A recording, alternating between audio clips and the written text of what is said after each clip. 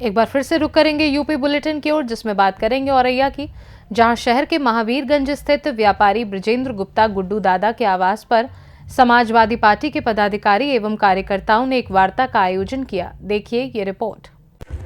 महावीरगंज स्थित व्यापारी नेता के आवास पर समाजवादी पार्टी के पदाधिकारी और कार्यकर्ताओं ने वार्ता की। इस दौरान समाजवादी पार्टी के पूर्व विधायक प्रमोद गुप्ता एलएस ने कहा कि भारतीय जनता पार्टी द्वारा जो लोकसभा में कांग्रेस सांसद राहुल गांधी पर आरोप लगाए हैं वो पूरी तरह से गलत है। उनका कहना है कि संभल में जिस प्रकार से भाजपाइयों द्वारा कार्य किया गया है वो पूरी सोची समझी रणनीति थी। उन्होंने कहा कि भारतीय जनता पार्टी पूरी तरह से बौखला गई है। वहीं जिला अध्यक्ष सर्वेश बाबू गौतम ने भारतीय जनता पार्टी को घेरते हुए कहा कि इस सरकार में भ्रष्टाचार चरम पर है। उन्होंने कहा कि गृह मंत्री अमित शाह द्वारा बाबा साहब के ऊपर जो विवादित बयान दिया गया है उसकी वो लोग घोर निंदा करते हैं। उन्होंने राष्ट्रपति और भारत सरकार से अमित शाह को पद से हटाने की मांग की है। कहा कि संविधान निर्माता के ऊपर इस प्रकार की टिप्पणी करना अशोभनीय है। इस मौके पर मुख्य रूप से बृजेंद्र गुप्ता, अशोक गुप्ता के अलावा समाजवादी पार्टी के अन्य लोग भी मौजूद रहे। हाल ही में संसद में घटना हुई, इसको लेकर बीजेपी ने कांग्रेस पर आरोप लगाया, इस पर क्या कहना चाहिए? आए दिन लोकसभा के अंदर, राज्यसभा के अंदर ये भारतीय जनता पार्टी के लोग विपक्ष के लोगों को उनकी आवाज़ दबाने के लिए इस तरह का कार्य कर रहे हैं जिससे विपक्ष की आवाज़ आम जनता तक न पहुंच सके। संभल घटना को किस तरीके देखते हैं आप? संभल की घटना ये सुयोजित षड्यंत्र था, जानबूझ के वहाँ दंगा कराए। जैसे एक दिन पहले उसको मस्जिद के लिए टीम गई, उसको लेके आई गए जो है, इसके बाद क्या मतलब था कि दूसरे दिन फिर उनको भेजा जाए। उसको देखा लोग उत्तेजित हो गए और उसमें कई पुलिस के लोग इन्होंने पहले गोली चलवाई। वहीं अगर बात की जाए बिजली चोरी लेकर भी एक संभल में मामला सांसद के ऊपर आया है।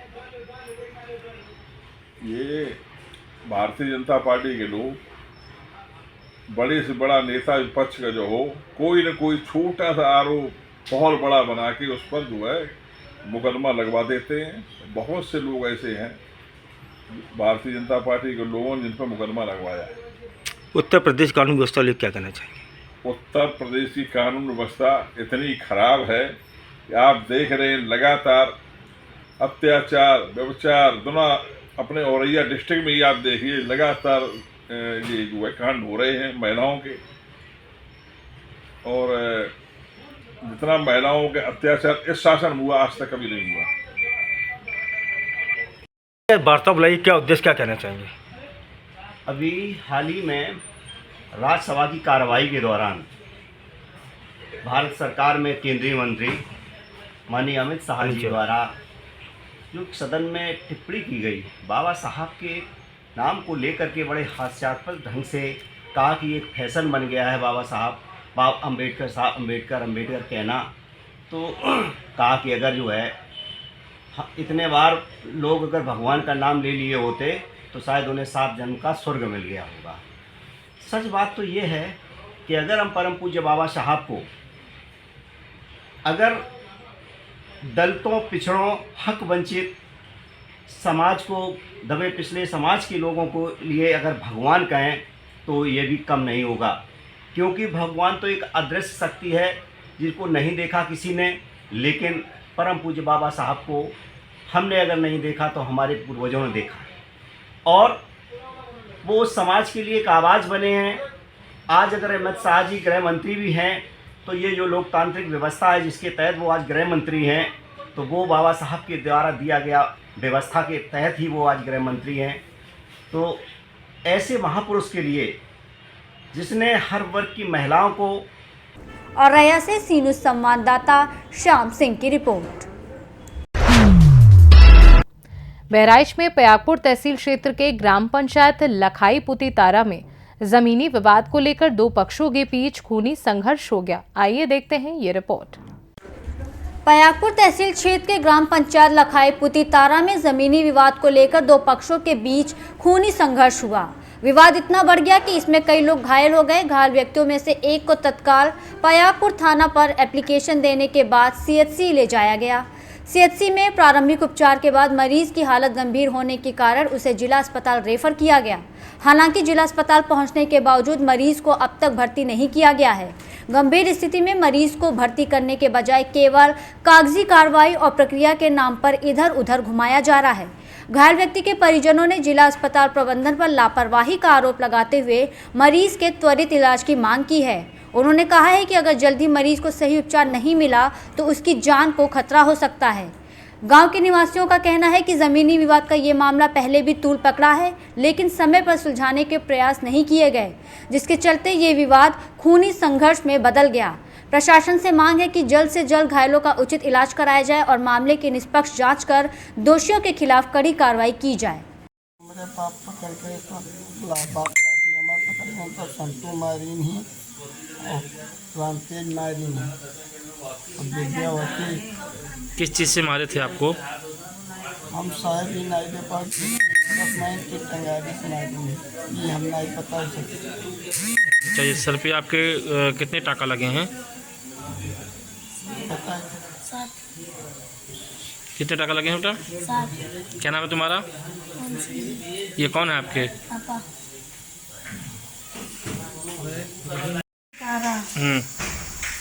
जिला बहराइच और जिला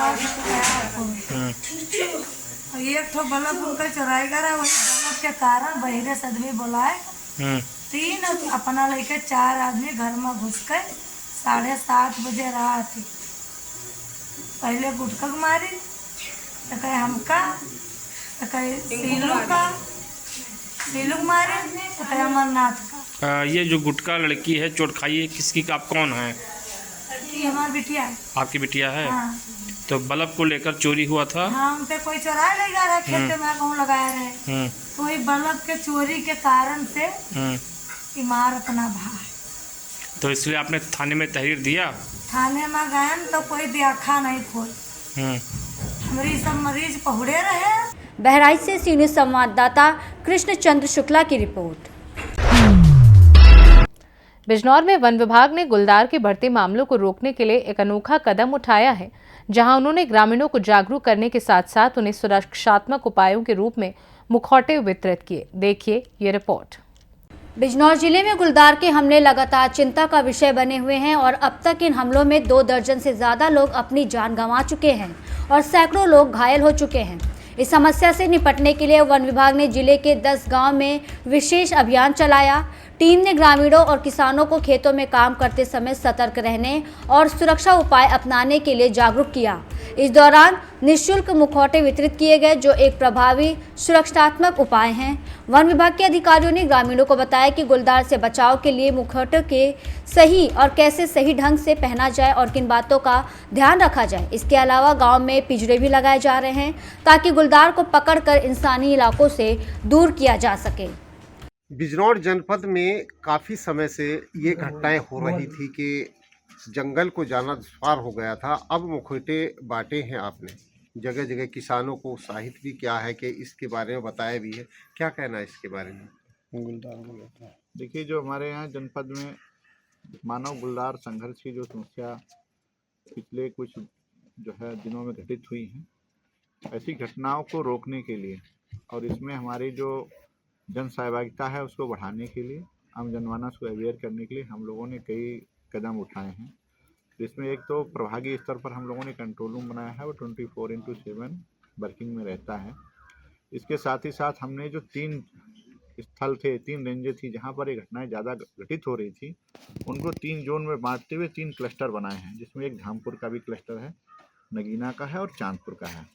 इन सभी क्लस्टरों के जो विलेज हैं उनको हमने मैप किया है और उन विलेज की मैपिंग करने के उपरांत इन गाँव में हम जो अवेयरनेस वाले जो प्रोग्राम है उनको ज़्यादा से ज़्यादा चला रहे हैं। सर, आज ये वन विभाग द्वारा जो कार्यक्रम है, ये क्या प्रोग्राम है? मेरे सभी सम्मानित गणमान्य पत्रकार बंधु दूर दराज से आए हुए, आज हम ये आपके कर कमलों द्वारा मानव बजीज संघर्ष निवारण हेतु ये ग्रामीण हमारी महिलाएं हैं, किसी गांव में ये गन्ना छिल रही हैं, काम धाम कर रही हैं। इनको हम मुखौटे बांट रहे हैं जो गवर्नमेंट ने दिए हुए हैं, आप द्वारा बंटवा जा रहे हैं कि आप ये और ज्यादा प्रचार तो क्या उद्देश्य रहा है इस मुखौटे का, क्या लाभ होंगे जी? ये मुखौटे हमने इनके पीछे देखो आपके द्वारा ये लगाए हुए हैं, आपने ये बांटे हैं, आपने लगाए हुए हैं ये। तो गुलदार ये समझेगा कि साहब इसका मुंह इधर को ना होकर के और इसका मुंह इधर को है, यानी आदमी का मुंह इधर को है, ये ऐसे काम करेंगे ये। तो गुलदार ये समझेगा कि साहब ये हमारी तरफ देख रहा है और हमें घूर रहा है, और वो जो ऑटोमेटिक जो है डर करके भाग जाएगा। अब आप जो है धन्यवाद। बिजनौर से सी न्यूज़ संवाददाता सलीम हाशमी की रिपोर्ट। प्रयागराज में आज साइबर ठगी से बचाव के लिए अस्पताल में आए मरीजों, आशा बहुओं आदि को चौकी प्रभारी उमेश यादव और महिला उप निरीक्षक शिल्पी और वंदना सिंह ने जानकारी दी। देखिए ये रिपोर्ट। प्रयागराज जिले में चल रहे साइबर ठगी को नियंत्रण करने के लिए पुलिस कमिश्नर प्रयागराज तरुण गाबा के निर्देशन में डीसीपी यमुनानगर विवेक चंद्र यादव के आदेश पर एसीपी करछना वरुण कुमार करछना के नेतृत्व में सामुदायिक स्वास्थ्य केंद्र में आज साइबर ठगी से बचाव के लिए अस्पताल में आए मरीजों, आशा बहुएं आदि को साइबर ठगी से बचाव के बारे में चौकी प्रभारी उमेश यादव और महिला उप निरीक्षक शिल्पी और वंदना सिंह ने जानकारी दी। महिला उप निरीक्षक शिल्पी ने कहा कि अनजान नंबरों से फ़ोन आने पर घबराएं नहीं। यदि कोई आपको पुलिस अधिकारी, जज बनकर फ़ोन कर रहा है तो आप इसकी सूचना 1930 नंबर पर तुरंत दें। फ़ोन करने वाले साइबर ठग हो सकते हैं। अनजान नंबरों से आई हुई वीडियो कॉल को रिसीव ना करें। या साइबर ठग हो सकते हैं जो आपकी अश्लील वीडियो क्लिप बनाकर वायरल करने की धमकी देकर आपको ब्लैकमेल करेंगे। अपने खाता नंबरों की जानकारी किसी अपरिचित को फ़ोन पर ना दें। अनजान नंबरों से आए लिंक को ओपन ना करें। ऑनलाइन शॉपिंग करते समय उसी वेबसाइट पर लिंक करें जो रजिस्टर्ड हो। एक आशा बहु ने कहा कि पिछले कई महीनों में लाभार्थियों के नंबर पर अज्ञात शख्स ने फ़ोन करके उनसे उनके खाते की डिटेल्स ली थी, जहां उनके साथ 15 से 20 हज़ार रुपये की ठगी की गई। इसी तरह कई और मामले हुए हैं जहां लाभार्थियों के साथ ठगी की गई। इस मौके पर करछना थाना क्षेत्र के चौकी कस्बा प्रभारी उप निरीक्षक उमेश यादव, महिला उप निरीक्षक शिल्पी, महिला उप निरीक्षक वंदना सिंह, पंकज विकास अधीक्षक डॉक्टर केबी सिंह, सौरभ श्रीवास्तव आदि मौजूद रहे। प्रयागराज से सी न्यूज़ संवाददाता मंगला प्रसाद की। साइबर फ्रॉड और महिला सुरक्षा, नारी सुरक्षा शक्ति मिशन के तहत हमारे महिला सब इंस्पेक्टर और हम लोग द्वारा इन महिलाओं को दी गई कि साइबर फ्रॉड से कैसे बचना है, क्या उसके उपाय हैं और किस तरह से घर परिवार के लोगों को जागरूक करके इसके बारे में बताना है। इसके संबंध में हम लोग जागरूक। इसमें सभी स्वास्थ्यकर्मी या सभी जनता के लिए एक पुलिस और हमारे विभाग के द्वारा एक सभी को जागरूक किया गया कि साइबर क्राइम से बचने की प्रयास करिए। इसमें कि फ़ोन अननोन कॉल आते हैं और उनसे बताया जाता है कि आपके विभाग की ये चीज़ें हैं, ये आपसे मांगा जा रहा, आप पर एक OTP गया है, OTP बताइए। OTP बताने के बाद उनके अकाउंट से पैसे सब खाली कर दिए जाए।